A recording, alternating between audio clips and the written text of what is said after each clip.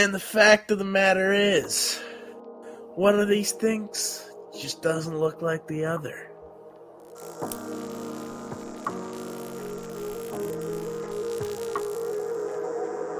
Hello, everybody, and welcome back to Fact of the Matter podcast. Today I'm joined with Goose and Taco, and we are going to be talking about the UFC 300 main card. Hell yeah. Goose, what do you think of the very first fight? Oh my god, what do I think about it? First of all, Bo Nickal has quite the damn white privilege to be in the main card, let alone UFC 300, but I get what the UFC is doing. They just want to keep feeding him cans, and Cody Brundage is one of them. He's an all-rounder. He has decent power, some grappling, but I think he will be completely outgunned, especially in the wrestling. I don't think Bo Nickal will strike with him because Cody, has the skills to catch some people, and Bo Nickal's striking is not that good. So I'll make it quick and easy. Bo Nickal, submission round 1. I think he'll control him very easily, take him down, take his back, submit him. With a rear naked choke. Very simple. Jack, what do you think? I think that I'm looking at this fight, and I think the exact same thing. I think Bo Nickal's just going to take him down, and I think he's just going to control him. And I think somewhere in the first round he's going to get a rear naked choke. Easy fight to predict, and I think Bo Nickal he needs to be fed someone other than a can. Taco, what do you think? Yeah, you guys have kind of said this. I don't think that this has to be a very quick pick for all of us. I think we all know this is a mismatch. Cody has always struggled against step-up opponents, and I think he's a minus 200 favorite, I think it was Bo Nickal, minus 2,000 favorite, which is crazy. There's a reason that's like that, and I'm gonna back it as well with the KO in round 1 as well. Ground and pound or just KO? I've gone KO just straight up. Wow, damn bold. Oh, and the next fight we have is the banger of the full card in my books. The best fight. We have Olives du Bronx. The champ has a name. His name is Charles Oliveira. Way to show my bias. Right?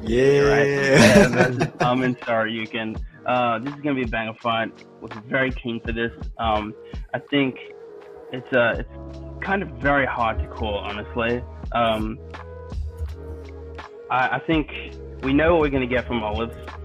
Absolutely lethal submission game, power, pressure, and Arman has shown in his fight with David Ramos that he is very aware when his opponents are good at BJJ, and he doesn't really like to engage with it in those kind of instances. So I'm feeling like we're going to see a stand-up battle here. I don't think, and I can't say that Arman has fought anyone like Charles, and that kind of pressure with that power, and I think Olives will catch him. I think he will be putting him out. I think it will be Arman's toughest test, but I also think Arman will be no joke for Charles. Charles will have to take him very seriously. I think Charles really needs to show improvement with dealing with counter-striking after that Islam fight. Hopefully he's learnt from that. Hopefully he implements a lot of his leg kicks that he used in the Dariush fight, and from that I'm kind of going with Charles, but I don't really want to say what I'm feeling here. I don't know if it will be decision, or I don't know if he will get the finish here.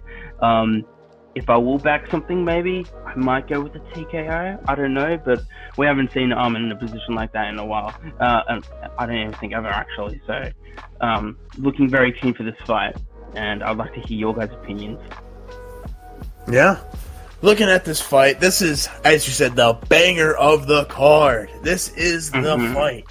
I don't care what people say about Max vs. Holloway. We'll get to my opinions on that next. But this is the fight of the card. We're looking at this fight. This is two top prospects, and the winner of this should fight Islam, by the way. Also, Islam versus Dustin just got announced. And do we really even have to talk about who wins that? We all know. Awful.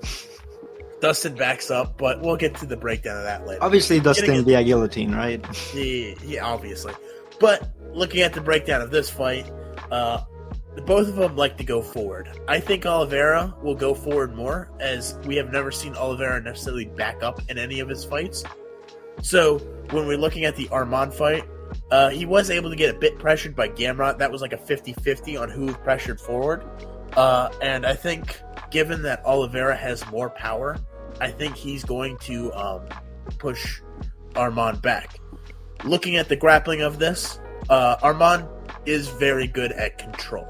However, controlling Oliveira on the ground, especially when he's in the middle of the cage, is going to be very hard. However, Arman does like to work in zero space, where he likes to just crowd up on you, hug you on the ground, and then get shots in, which is very hard to work off of. However, I think, given we have seen chin-wise, Arman has gotten hurt. We saw it in the Bruno, I believe, Silva fight. I could be getting the name wrong. I know it's one of the Brazilians. Joaquin Silva, I think. Joaquin Silva, that's who it is. He got hurt. So when looking at this fight, I think Oliveira, with how much power he has, combine that with the ability to survive on the ground, combine that with that when Oliveira, if he gets hurt in this fight, Arman will most likely not sub him and go for ground and pound, as Arman does not. I don't think he's gone for a single submission in his entire UFC career. I know he doesn't have a submission win in his career, but I don't even think he's attempted a submission in his UFC career. So, looking at this fight, I think Oliveira will probably get it done by KO/TKO round 2. I think that he just has way too much power. Mm-hmm.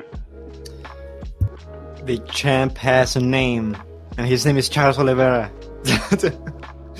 I will not hide my bias here, but I will say, I agree. It's a very hard one to predict. This one, I'm very nervous, but I did a ton of research for this fight. It's a very complex fight, and I am kind of waffling, not gonna lie. I think Arman Tsarukyan could honestly get a decision win.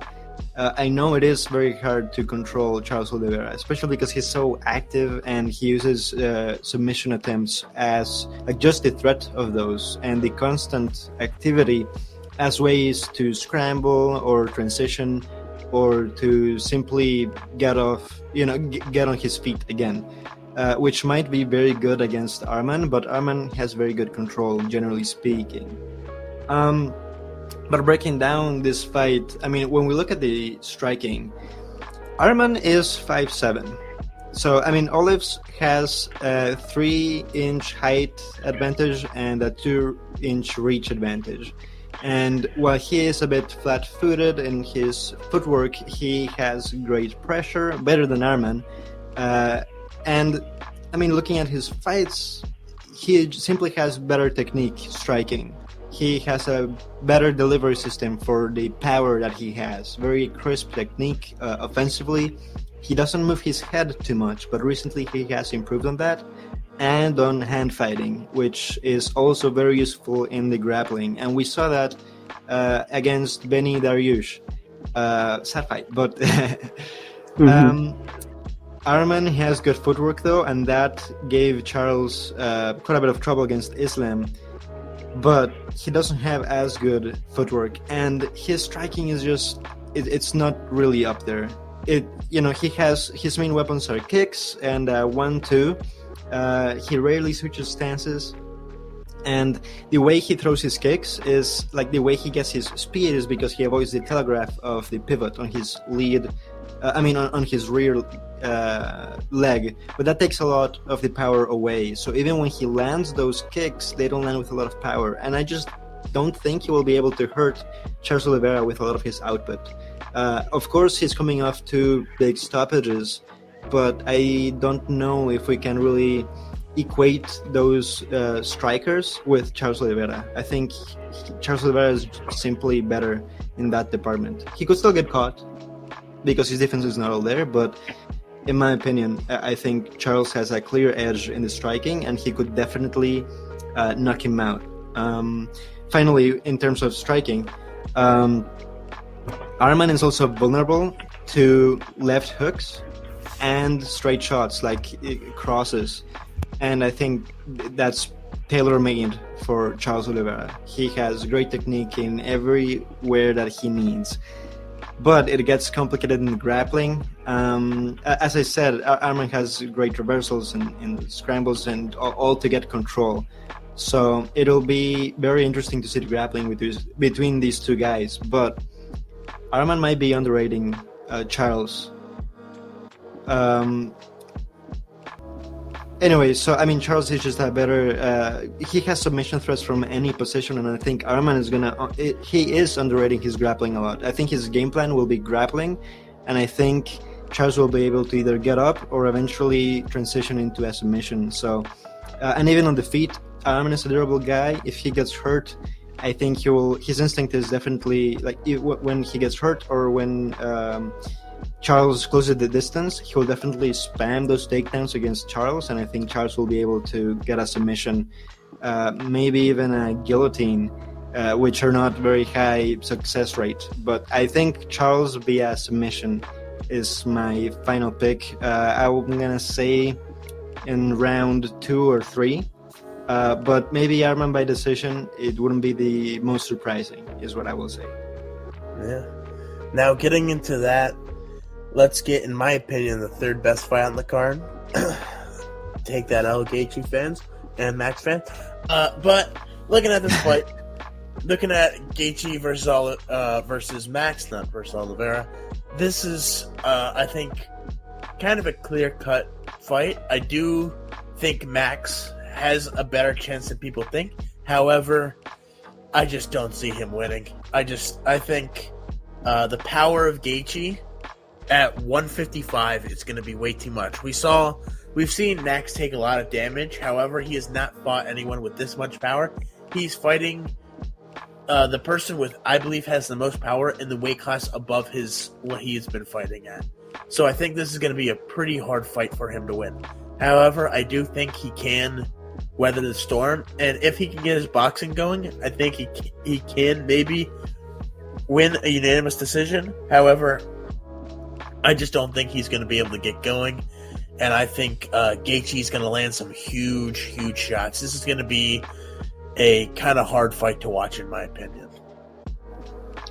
Yeah, no, that's fair. I think, honestly, that might be a pretty sad one to watch as well. I don't think it will be as rough to watch as Tony Ferguson against Justin Gaethje, which definitely never happened. But I think it has the potential to be tough to watch because, Max gets hit.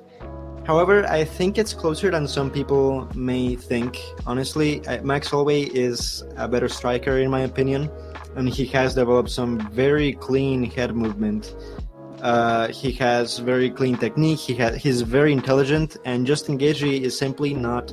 Trevor Whitman will disagree, but he's not a smart striker. As simple as that. He can come up with good game plans with his coaches, but in terms of adjustments mid-fight, Max went toe-to-toe with Alex Volkanovski, and that's as high level as it gets. So I do think Max Holloway will stay competitive. I don't think he will get finished. I think he will have a few rounds where it will look like the beginning round between Fiziev and Gaethje, where Max will get a bit of volume in.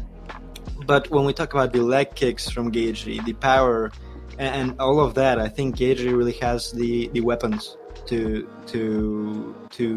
edge Max Holloway. Pause. And I think also, when you look at when Holloway loses, it's when fighters actually meet him in the middle and crash with him, and that's definitely something Gaethje will do. So I think Gaethje will win by decision. Mm-hmm. Yeah, I agree with everything that you guys are saying here. I think there's two things as well that I wanted to point out is that the really good thing to watch for this fight, in my opinion, is the Dustin fight, to see how Max has already looked at 155.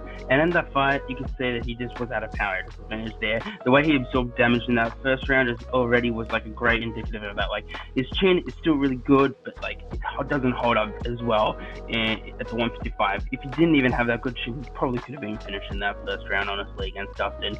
And he's versing a tougher person with better power, a person who's got killer leg kicks and Holloway has always been screwed with leg kicks.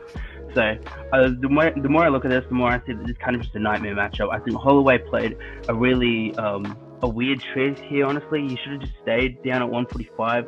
Could have gotten that fight against Ilya. Honestly, arguably, if Dana wants to make the point that Colby can get a title shot against Leon, like, give Max the buddy Ilya fight. God damn it, honestly, So, to me, this feels like a really weird matchup, but it's going to be a fun fight, that's for certain. But I'm going to make the call, guys, that you guys aren't going to like, and I know a lot of fans aren't going to like, but I think this is going to be Max's chin actually giving away this time here. I think we're seeing. I knew that was coming. I've got to take care for Gaethje in round 3. I'm not liking the matchup here for him at all.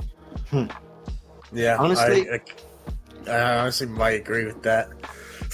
I that was my original pick, but just looking at the weight he has put, I think he will be able to land up with a bit more power, and with his technique, I think he'll do a lot better than a lot of people might think. But I'm definitely very worried for his chin. But anyway, moving on from the possible sadness. Weili Zhang against Yan Xiaonan. I do not think this will be a bathroom break. I'm not a female MMA hater by any means, and I think Weili Zhang is one of the reasons why. I think this is, in theory, a pretty interesting fight in the striking department, but Yan Xiaonan is quite a decision machine, except for, her fight against Jessica Andrade. But beyond that, I think Zhang kind of outguns her everywhere. But I think Zhang will definitely prioritize the grappling, because I think that's where the biggest skill gap really is, the grappling. And when we look at the Carla Esparza, Carla Esparza is so much smaller than both of them, and she was still able to grapple with Yan Xiaonan with ease. And obviously we all saw what Zhang did to Esparza. I know that this is MMA math, but sometimes it's MMA algebra, and it works. Okay? So I really think Weili Zhang has the edge on most aspects of MMA, and I think she will get a submission eventually. I think she'll control him, deal some really good shots, especially as they close the distance, and I think she'll be able to get a submission in the later rounds, maybe round 4. So interesting. Yeah, you brought up the Kattar Esparza fight, and that's kind of one of the big notes I point out. Yeah, is that Xiaonan's defensive grappling is just not there, unfortunately, and we're dealing with a Weili Zhang that has revitalized her wrestling and grappling in her latter career. She's showed a lot of evolution in her fighting. She's showed a lot of growth. And Yan Xiaonan, unfortunately, is the complete opposite of that. She's showed no growth in her weaknesses, and I frankly just see that this is going to be Zhang Weili showing the constant aggression that she's got, the desire to advance advantageous position. She's got power, and I just don't think that Xiaonan's going to be able to deal with it at this stage. I don't know if there will be a sub or not, but I definitely am feeling the Weili win here, and yeah, I think the Lemos fight just shows that the Zhang is just on another level. I think this is going to be a very easy win for Zhang, and I just wish that they had done this on like a China card instead. Honestly, this would have been a fantastic fight night main event for a China card or something like that. They're both from China. It's a momentous occasion for them, but they kind of ruined the opportunity of this could have been done in a lot more cooler of a location with a better crowd for him. But still looking forward to this fight. I think, Zhang's going to just dominate. Yeah, looking at this fight, it's I think it's going to be a little more boring than people expect. I think Zhang Weili is just going to take her down and probably hold her there, maybe try and get some submissions, maybe get some ground and pound going. But I do think she's probably going to hold her down more.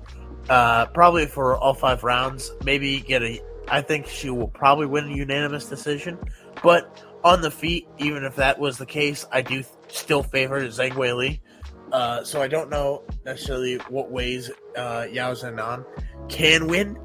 So when you look at this fight, I just don't see a single way Yan can win this fight. And I have to go. I think I'm going to predict Zhang Weili by unanimous decision, but I could also see sub and KO/TKO. And then, fellas, to cap off, we have the main event of UFC 300, the most momentous occasion. We have Alex Pereira versus Jamahal Hill, and I'm just going to start off with the glaring context. Coming off the Achilles heel injury, Jamahal Hill is just a wild card in my opinion, especially when you see how he's been dealing with that injury. He has not been looking very healthy. He hasn't really looked very confident for me, I would say. I don't think anyone who would look at him in these weeks and months leading up to this fight, I don't think a lot of Jamahal Hill fans have been looking very confident in him. But I have been a hater, or as Jamahal Hill fans? I've been very... Yeah, I don't know if there is many, to be honest, but, I'm not big on him. I know he did have that awesome performance against Glover, but to me, I kind of see that now more as a post-Yuri fucked up Glover, and who just retired after he's an incredibly old fella. But I think to beat Alex, you got to have at least counter-striking, or you got to at least have some unorthodox striking, something to give Alex some problems when he's trying to, catch you with that hook or something like that. And I don't see Jamahal possessing anything that that Alex is going to be a little bit worried of. Like, he's got power there, but I don't think he's going to be able to land as effectively against Alex. I think Alex also has got a lot of good tape to watch on Jamahal. Jamahal hasn't really showed a lot of evolution in his game, so I think if he's going to formulate a game plan, he's got a lot to go off there, as well with Jamahal Hill. But Jamahal Hill's injury on his leg also worries me a lot. You got Alex Pereira, the calf kicker, notorious. That's going to be a dangerous sight to see how Jamahal Hill manages to fight with one foot, one leg. It just seems to be the story of every Alex Pereira fight at this stage. And the way I look at it, the cards are just stacked against Jamahal Hill here. I do think he's got a lot of power in his hands, and that is something to always be aware of with Jamahal Hill. But the confidence here is a lot more in Alex half. And this is for Jamahal Hill to prove that he's still got it after the layoff and after the injury. So I'm going with Alex, and I'm going with a TKO in round 3. Ooh. Yeah, no, I'm gonna have to agree with Taco. Like that is my pick as well. Pereira by round 3. However, let me break it down how I came to that conclusion. We're looking at that fight. We obviously have the leg kicks from Pereira. Pereira's leg kicks are so damaging, and looking at that injury that Hill had with the Achilles, that's going to limit how much he can take of that. He's already going to be limited on how much he can take due to Pereira's power, but I do think he's going to ruin that base of Jamahal Hill, and I think that's probably going to cost him later on, which I think will cost him in round 3. Getting into the striking of this, I do think, in terms of throwing hands, Jamahal Hill can most certainly knock out Pereira. Jamahal Hill does have power, and he could definitely catch. Pereira at any moment. However, the same thing could happen with Pereira.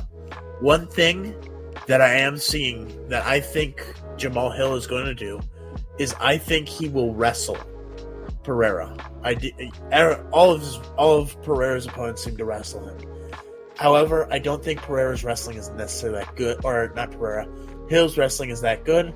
He doesn't seem to do much, nor has he really shown any of his wrestling other than defensive. So it's going to be interesting to see. I know Pereira doesn't necessarily have the best offense, but getting into